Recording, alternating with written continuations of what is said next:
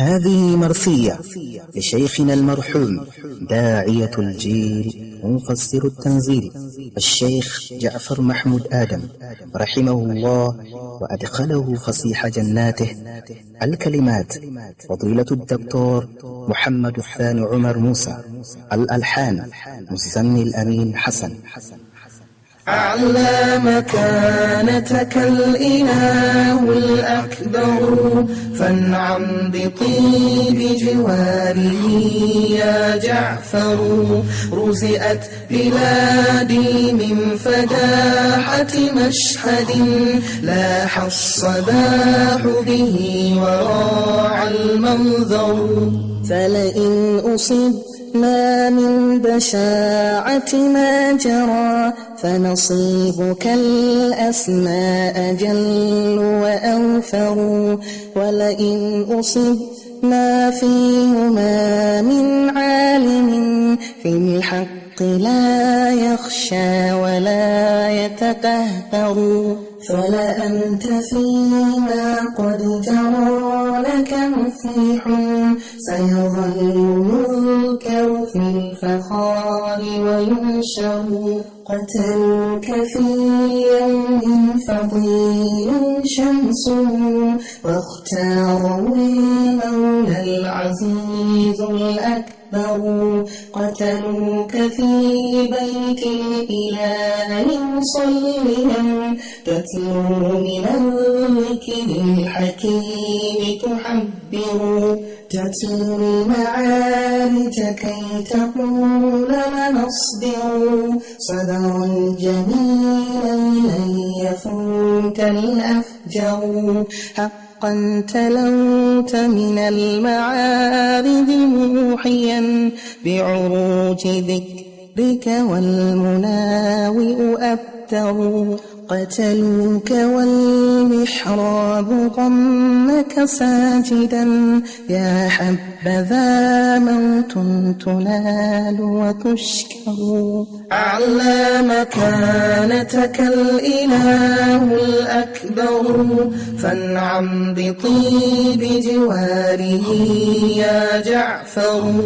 رزئت بلادي من فداحة مشهد، لاح الصباح به وراع المنظر. قتلوا أمير المؤمنين مصليا، ربط الصبيحة قصة تتكرر.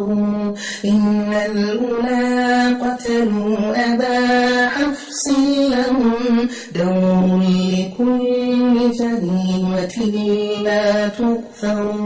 قتلوك بل رفعوك شاوا عاملا، أنت الأحق به وأنت الأجدر. يا صاحب الصوت الجهير ونغمة، تتلو بها الآيات ثم تفسر. فسرت لله آيات التقى، ودعوتهم نحو الهدى فتأثروا.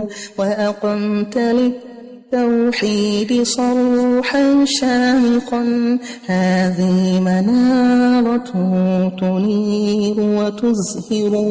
وسددت للضالين كل طريقة، فتراجعوا نحو الزوال وحيروا. كم مرة أحييت سنة أحمد، كادت بطول الجهل فينا تقبر. ونشرتها بين الأنام صراحة، حتى غدت في كل بيت تذكر.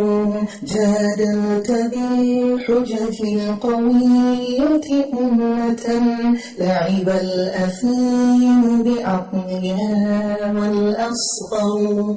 أعلى مكانتك الإله الأكبر فانعم بطيب جواره يا جعفر رزئت بلادي من فداحة مشهد لاح الصباح به وراع المنظر لما رأوا أن لا سبيل أمامهم قتلوك ظنا أن يزول المنبر فإذا بصوت الحق يعلو ثانيا أقصى الذي ظن الجناة ودبروا ولقد علا صوت الشهيد مدويا أن أقدموا لا توحشوا لا تذعروا هذه سبيل